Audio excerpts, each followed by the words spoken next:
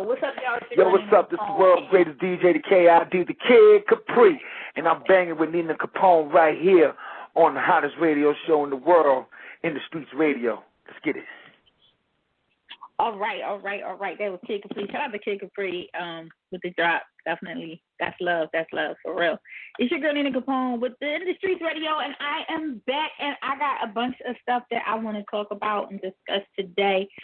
So, yeah, it's a lot. It's a lot to talk about. Shout out to Melissa. She on already. We actually had a conversation today just with everything going on. As you can see, here I have, I got to make sure I'm looking at it right. Here I have my temperature, and I also here I have how many days I've been quarantined. So just staying out the way, making it do what it do from here. And I got some topics that I want to discuss. I'm going to give everybody a few seconds or so to just join in because I'm not on the page technically, so I can't see. We do have a guest that is supposed to be joining us today, and he got a lot to say. So hopefully he'll get in, and I'll do a nice introduction for him. Young entrepreneur, business owner, restaurant owner, actually, that you may or may not have heard of, and we're going to bring him on with some conversation as well. But today's topics is crazy. So we're going to talk a little bit about this Black Lives Matter movement, and I'm going to let him elaborate on that when he joins us. But we're going to also talk about mental health. What is your mental health right now? The significance of the $1,200. I posted something a little earlier on I believe I posted on my Facebook as well as my Instagram, and I want to talk about that. I also want to talk about, I got a lot of stuff to talk about. Let me make sure I'm sharing my screen right. I really don't have to share my screen at all, so that's not what we want to do. Come out of there. So we're not sharing the screen. All right. So I just want to jump into it. I got topics listed. So the first topic is answering tough questions when you got to work today. A few friends of mine hit me up, and they went in after all the protests over the weekend and the looting and everything, and they went back to work, and they had questions that were, I would say, technical, a little hard to answer from their colleagues in the workplace, whether they were white or Hispanic or Asian, like how can they help, what have you. So I want to know if you had that conversation today, if we had to have that conversation this week or at any point in time, hit me up. I want to hear about it. You can call me I'm live on Blog Talk Radio. I am live on Facebook. I am live on LinkedIn, I believe. I'm going to be live on YouTube as well. So I am airing in a few places, so excuse me if my eyes roam. I have a few screens up, and I'm live in a few different places. But you can definitely call in as well, and I got the loudspeaker up so you can hear. But call in 516-387-1765, and I will put the number down in the bottom here. Y'all know I ain't been on live on the I ain't been on here in a minute, so it's a little I gotta learn my navigation again. Mr. Caldwell, how are you? But you did what? Holla at your girl. Hit me up. 516. Let me post it. He said he did.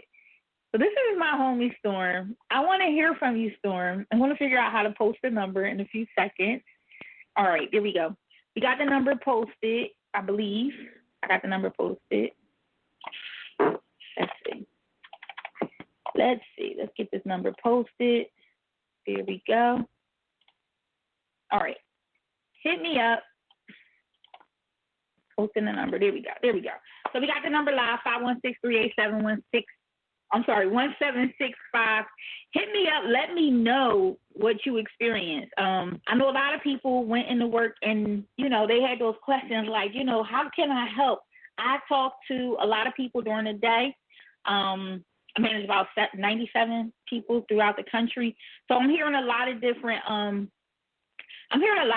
feedback from different people on how they feel, what they're going through, how they, I even had people call me and say, oh my gosh, Jamila, I was worried about you. For those who don't know, my name is Jamila. That's my real name. But you know, I was so worried about you, and you know, how's it going? Are you okay? And I just want to, you know, I just want to hear everybody else. Like, how are you handling that discussion? It's a tough discussion, especially if you have your biases. How are you handling? How are you handling it? How are you handling those discussions? How are you answering those questions from those friends, and so on and so forth? I just want to know. Just let me know. Let me know how you're handling it. Give me a call, 516-387-1765. I want to know. You can also chat with me if you want to throw your information in the chat. That's cool. I can see the chat and I'll read it off to you. Who we got here? We got here Melissa. I know you got a lot to say. Feel free to holler at your girl. Mr. Caldwell, holler at me. I know you got some stuff to say. Anybody want to join? I guess I can. What I'm going to do is I'm going to share a link. Feel free to join in if I figure out how to share the link. Hey, y'all, I don't know what I'm doing. This is horrible. Oh, here we go. So you can join me live. I think I got it there. Boom. So yeah, I got the link below, so you can just take this link and you can join me live. I can bring you in as a guest on the show and you can talk.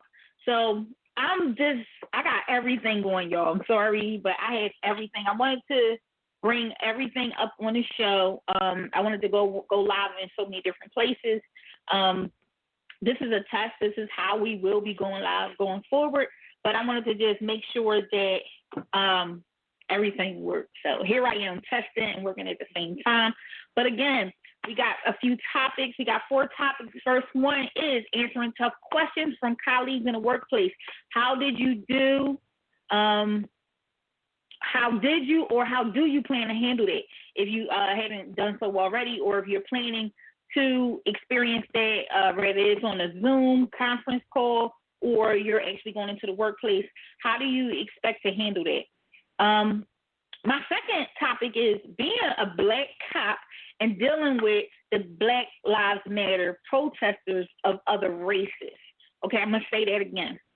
If you are a Black police officer, how does it feel? If you were on the front line out there, how did it feel being on the other side, dealing with protesters who were not Black? How did that make you feel? Was anything said to you? I want to know your reaction. I want to know how that went down. Again, you can hit me up live at 516-387-1765. That was topic number 2. Yes. Topic number 3 is on July. I posted this as well. So if you're not familiar with what I posted on my Facebook page or on my Instagram page, I'm Nina Capone 1 at everything, and you can definitely check it out. But on July 2nd, 1853, there was a flyer or ad for the sale of Negroes for sale at $1,200. I want to know, and this is just me taking a guess, what's the significance of $1,200? I mean, because it made me automatically think back to the stimulus check was $1,200. Is there a significance in the $1,200, or is this something random and we're overthinking it? So let's talk about the significance of the $1,200. I personally don't know. I'm trying to get educated here, so holler at your girl. Let me know. Again, I have the link below so you can join in, as well as the telephone number. If I didn't post it, I thought I posted it, but it's gone. Okay, I'm gonna repost the telephone number in case you guys want to call in. Okay, we got a friend of mine who just joined in. Alan says, Nina Capone, me, my husband.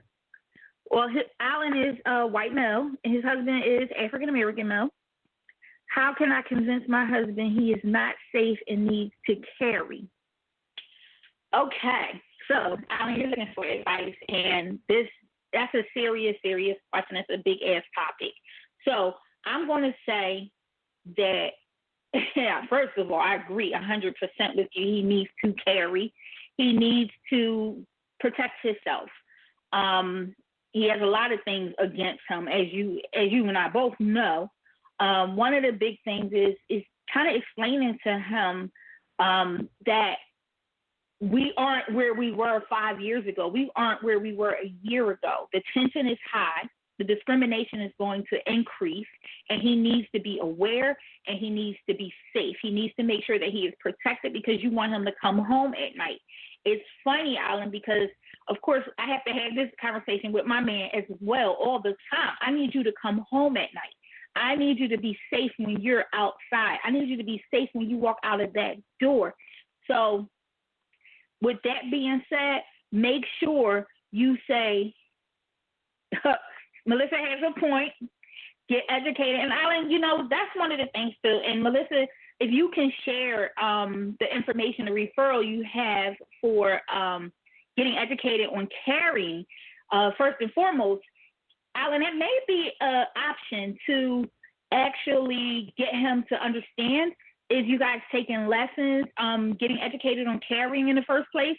And then Melissa has a referral where you can basically you work with someone who actually teaches you not only how to use your gun, but also the education on how to use, all the good stuff. Not no hood shit that I would teach y'all, but he actually teaches you, how to be responsible, as well as what the right gun for you, what will be the right firearm for you. So that's a start, Alan. Just get, try to take baby steps is really hard, and I'm going to say it's going to be tough for a black man who already don't want to get in trouble to walk around, to say, okay, I'm gonna get a gun and I'm gonna carry that gun around because I want to be safe and I want to protect myself. Here's the link that Melissa just shared here, Defense Fundamentals. .com. So make sure you take that link down. That's going to be a very important link, and let's see what we can do, Alan. I mean, at the most, encourage him to get educated. I feel like if he's educated, then maybe he'll take the step to go ahead and do the right thing, because you want him to be safe, and that's the most important part. Making sure that he's safe. I mean, it's nothing like your man leaving the house and with everything going on, he's a black man, he may not come back, or you may get that phone call that just make you really lose your mind. It's already hard enough just thinking, okay, maybe he's hurt or caught up in a situation out there, but also just getting that phone call, or seeing something on the news where they say, because I'm faced with this all the time, where they'll say 42, 43-year-old black male found at such and such a place, and here's the gentleman's email as well. But they'll say black male found at such and such, or this happened, and now I'm home a nervous wreck because I don't know if something happened to him or not. So these are things, Alan, that you are going to have to really convince him to understand this, that it's important for him to be licensed. It's important for him to have a firearm. It's important for him to protect himself. It's important to you.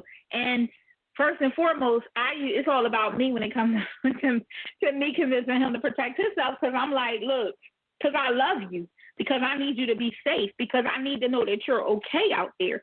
So, but if you do it together as a partner, do it with your partner, do it together as a couple, encourage him to be safe. Yes, he's a black man.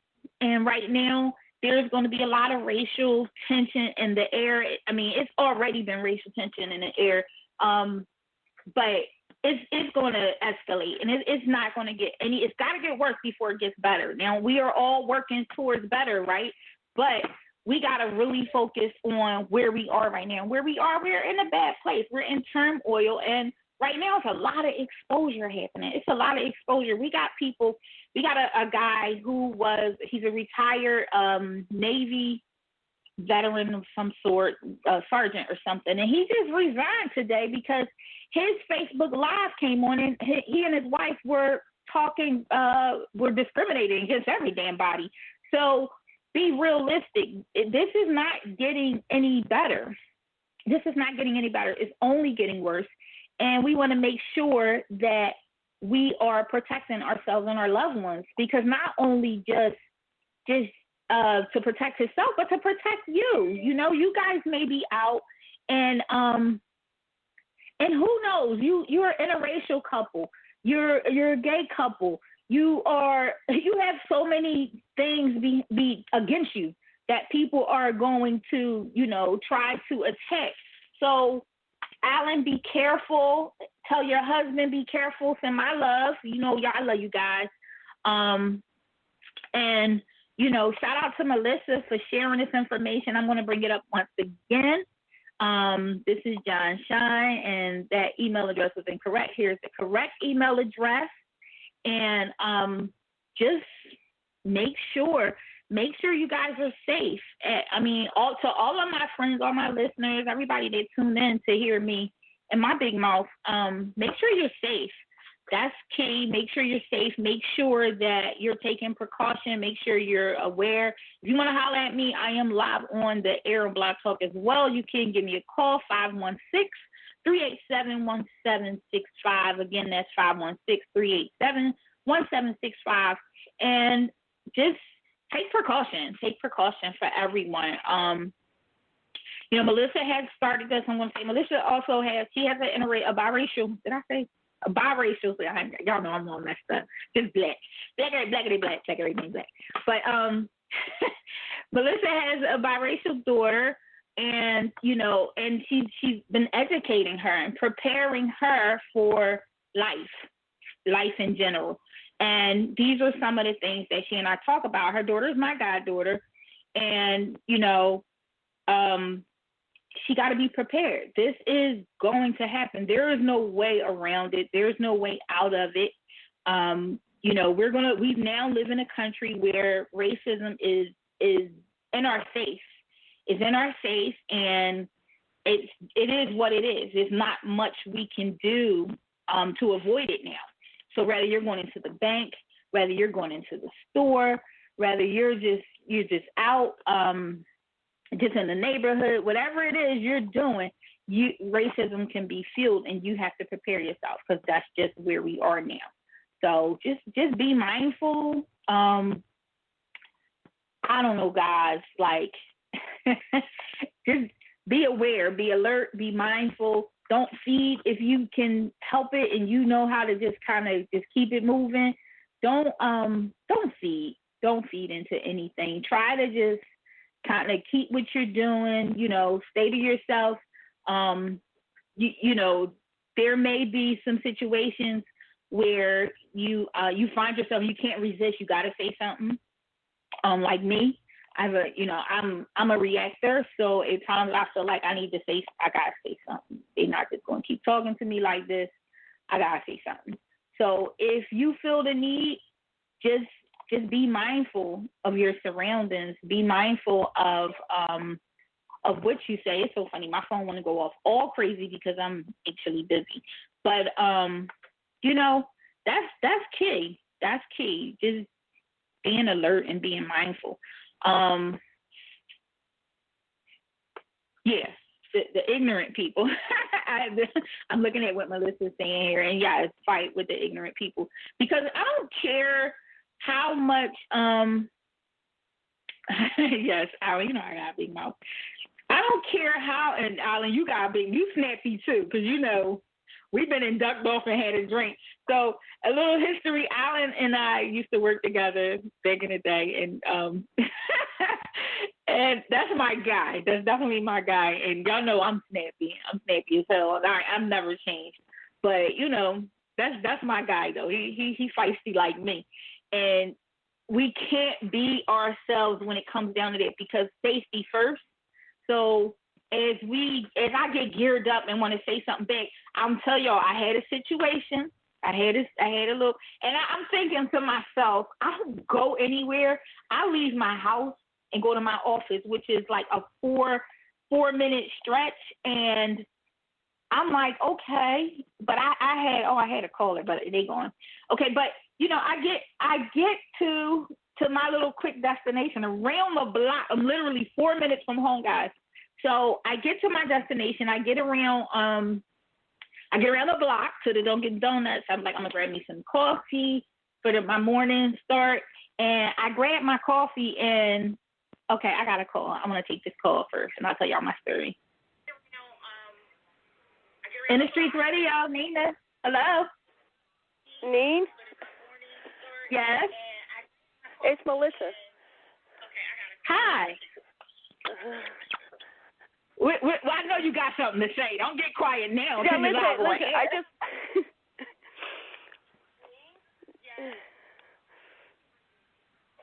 Can you hear me? I can hear you now. You're a little delayed. Oh, okay. So what's up, Melissa?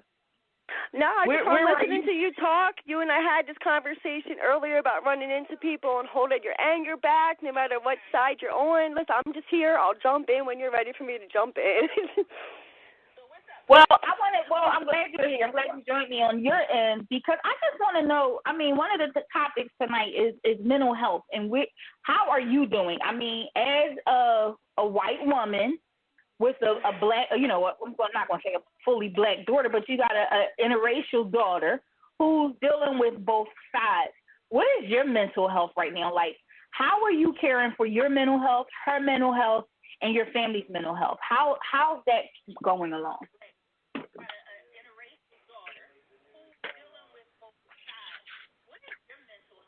Sorry, guys, she's delayed because I got everything running. Hello?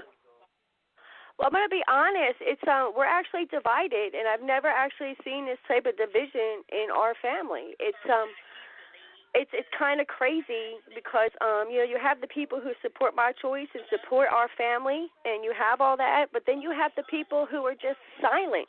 They're not saying anything. You see family members up here, and they're all of a sudden just silent on the movement, silent on the fact they have a black niece, silent on the fact that their black niece can't go outside and do these things that any white child can go out and do. And it's frustrating.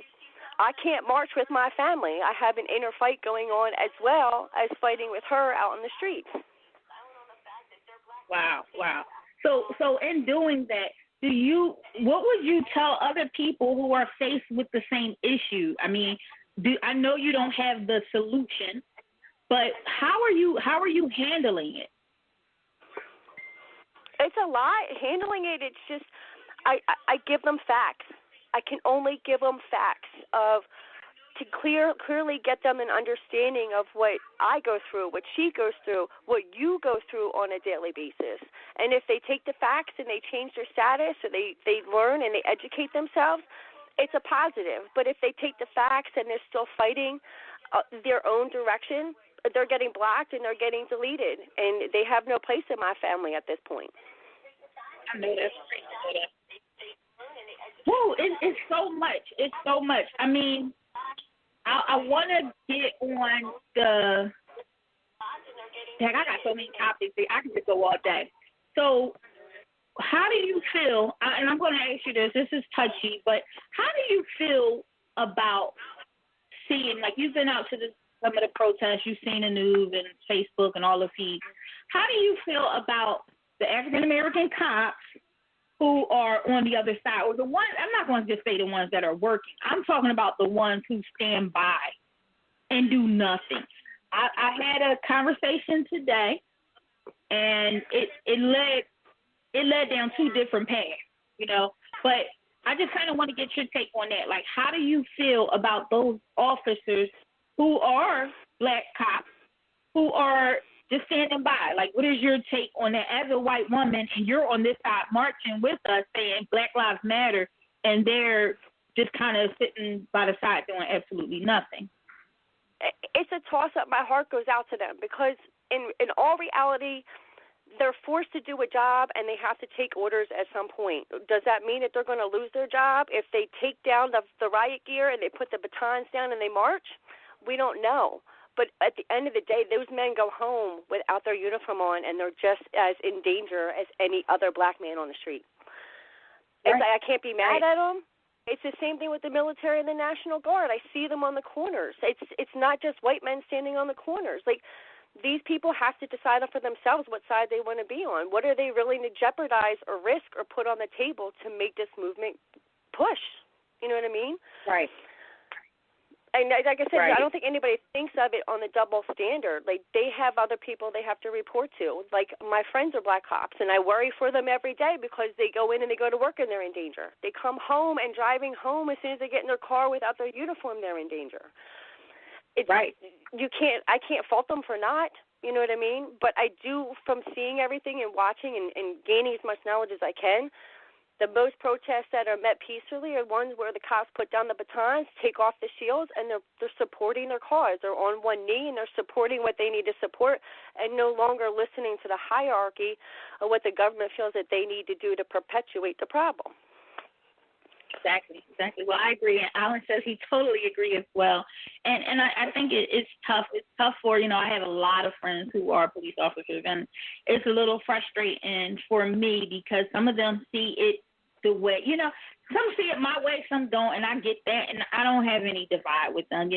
I like arguing, so it just gives me the opportunity to argue with somebody. But some of those conversations, just go left. And I'm like, how? I mean, I literally last night was on the phone with somebody, and I swear I said how about 600 times until I just wore myself out and fell asleep. But he doesn't see the fight. And I get his point is basically, what is Black Lives Matter?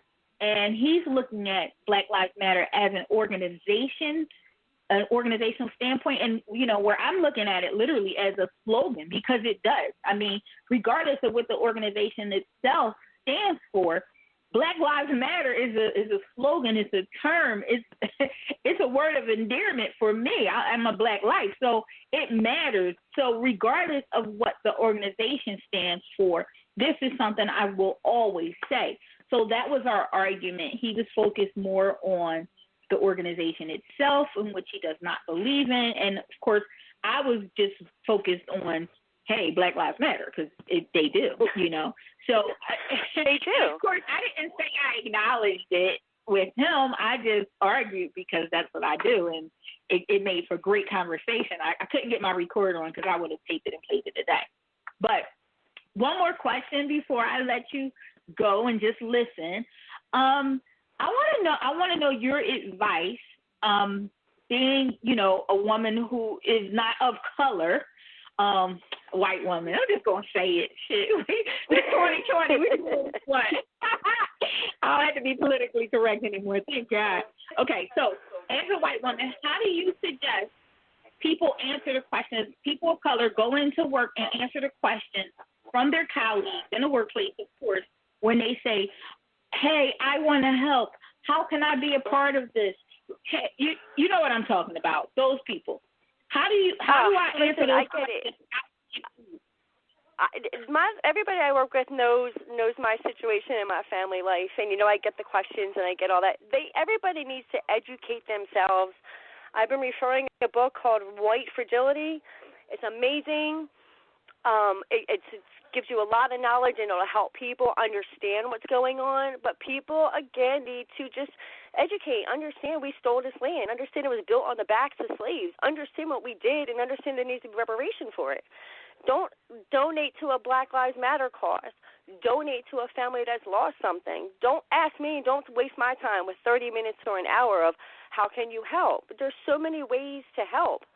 So many ways, and they all have to start by education. If you don't educate yourself on the right stuff, then you're not even going to know what you're fighting for. Right. And I think that's one of the big things, and I'm going to go in and talk about the march and an agenda, and knowing what you're asking for. I have a lot of friends who've been out Melissa, I'm going to mute you just to keep you quiet because I know you want to jump in, but I'll pull you in. Don't worry. Just push one if you want to jump back in. No worries. But it's a lot of people out here who are marching who feel like, hey, I want to. Where was I going with this? I get so lost, you guys. So it's a lot of people out here who feel like they want to help, they want to do something, but they're not sure what to do. They're not sure what to go, how to go about it. So I feel like it's not a big giant. You don't have to save the world. You know, I feel like a lot of people are looking at it overall and saying, how can I help? How can I make a difference? But you can help by talking to your neighbor. You can help by going out in the community and doing something. You can go out to an African American community and help out. You can go help rebuild the community. You can put things in the community and really work with people. You can do something as simple as being polite when we come into your business establishments and not make us feel uncomfortable like we're all stealing. Because I know personally, I go into business establishments and I probably got more money than half of the business owners that which I shop. But at the same time, I get looked at like I am about to rob them, or, you know, I'm going to steal something, or the 150, can I help you? Can I help you? When I'm number 17 in the store, and yet you want to follow me around. I mean, it's the little things. I believe we can help in so many different ways, so many small ways. It's not always a big way to help. You can help, you know, by doing something very simple and very small. And the second thing is, I'll go back. That's where I was at. And the agenda, understanding what you're asking for is one thing to march. But when you reach a destination, when you're marching somewhere and you're like, okay, where am I going with this? When you get to the podium, when you get in front of the man, whoever that is, or woman, whatever, what have you, and you need to say what you're looking for. What do I want from here? I'm here because I want change, and here's my list. Here's the list of things that I want changed. Here you go. Read it. Let's work something out. Let's begin to agree. Have an agenda. One thing I don't like is people who are, you know, marching or making a bunch of noise with no actual cause. Where are you going with this? You know, what are you trying to do from here? Are you just marching? Are you literally trying to do something else here? 'Cause I feel like once we get there, there's so much else, you know, there's so much to ask for. There's so many changes we want. There's so many ideas that we have, you know, to really change and fix things. Support Black-owned businesses. Okay, Melissa says she posted a list in her break room of all local Black-owned businesses, which is huge. Which is huge because that list can help, you know, those who want to help. That list right there will give them an opportunity to help. You know, sometimes, Melissa, you said you posted that list. You may have people who may not want to say out loud, hey, I want to help. Shopping with Black businesses, helping to make sure that Black business owners can sustain and get ahead, that they're getting business, that will help a lot. Going out in the community, helping out in community programs, helping out to educate, to provide education. Some things that you may feel like the Black communities may not have access to, helping out to get that access to those resources that they may need.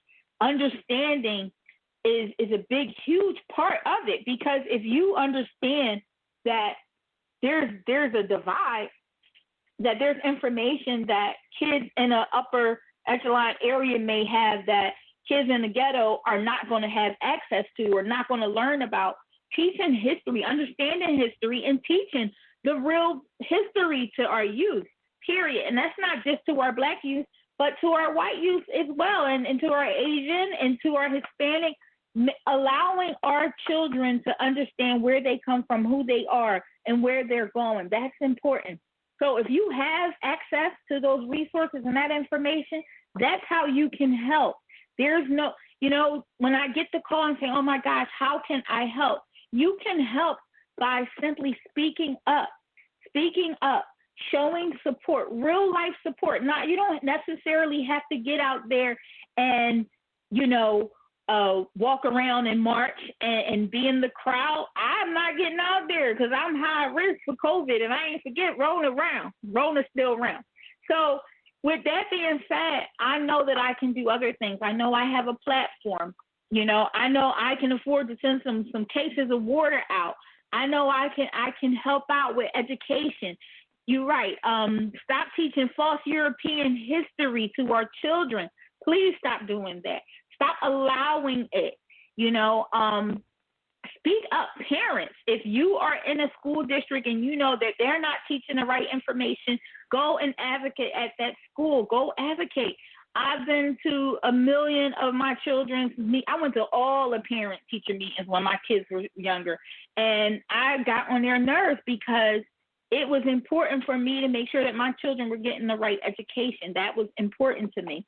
So I was at the parent-teacher meetings running my mouth. Like, that's not true. No, the kids need financial literacy. No, the kids need this. The kids need that. We want to make sure that our kids get what they need. And I believe that the youth is going to lead the way. As you see, they are now. They're out here. They're speaking. They're marching. They're raising hell. And I'm not opposed to it. I'm not opposed at all. I mean, they may not have it all down to the muscle, but hey, we got to honor them because our generation didn't do it. We didn't do it, so we have to take our hats off to the way that they handling shit. They out here. They're out here and they're making it happen, and I'm feeling it. So Melissa says she has her daughter excused from class during certain history topics, and I too was excused from class during certain history topics because my parents did not allow for me to take in false information. So, and I grew up as in the Islamic community as a Muslim. So my father didn't play that. He made sure there was no Christmas for me. I didn't do Christmas decoration. I didn't do, they came up to the school. My mom and dad was not playing with me.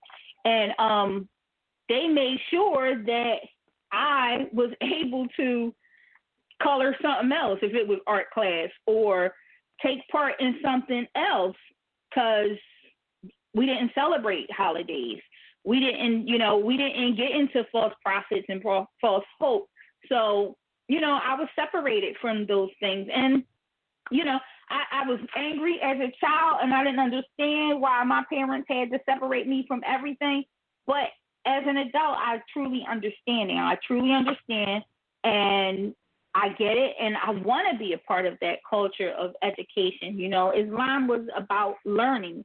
It was an ongoing learning process all the time. Learn. Take this information and learn more. And I appreciate my parents. Today, I appreciate them.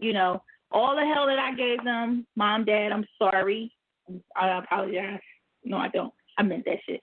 But I was a difficult child, and I learned a lot, and I constantly educated myself, and I'm constantly educating myself today.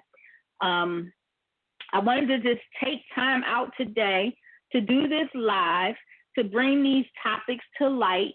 I will revisit this live going forward to still continue to talk about some of these topics.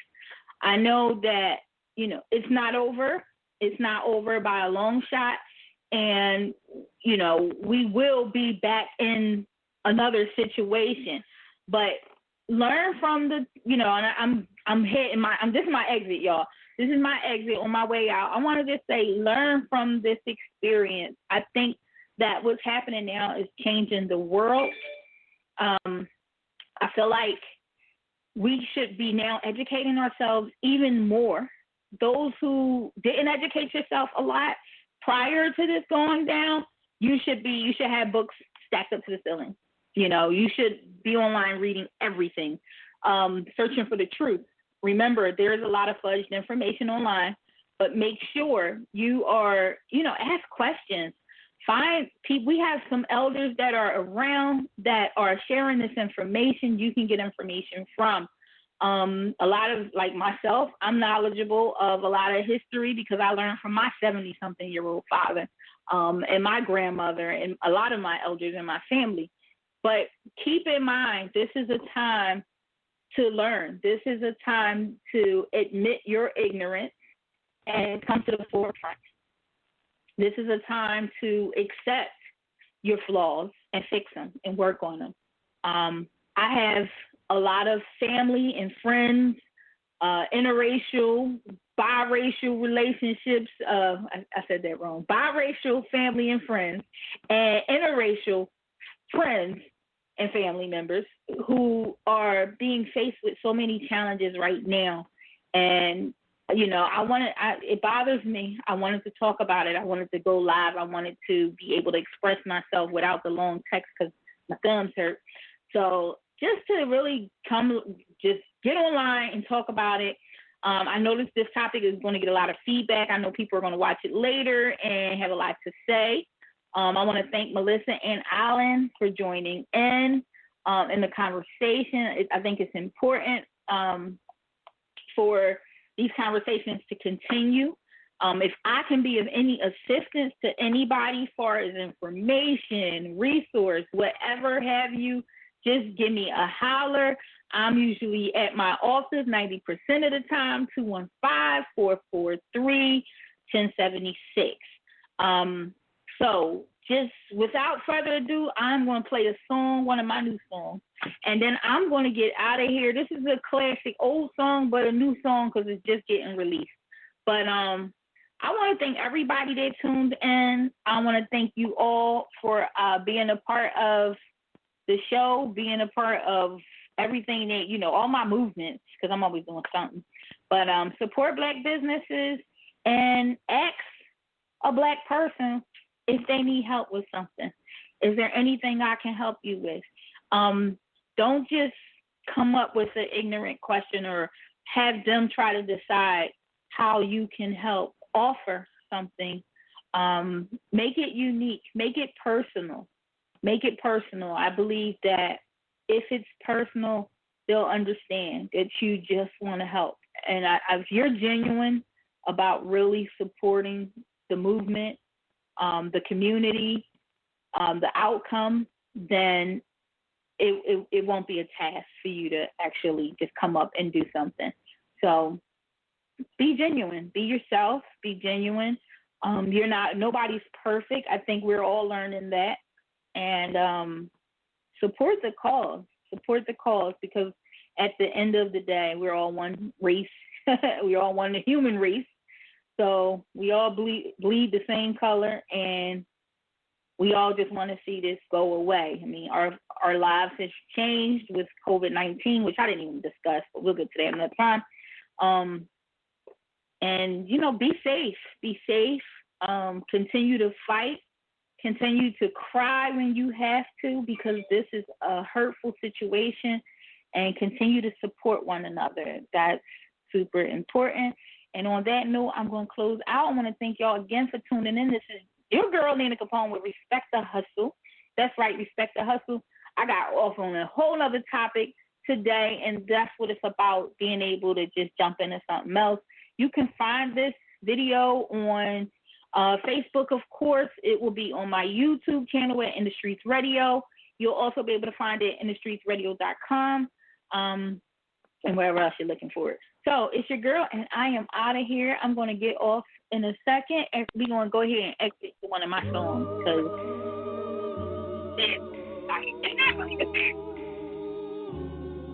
yeah.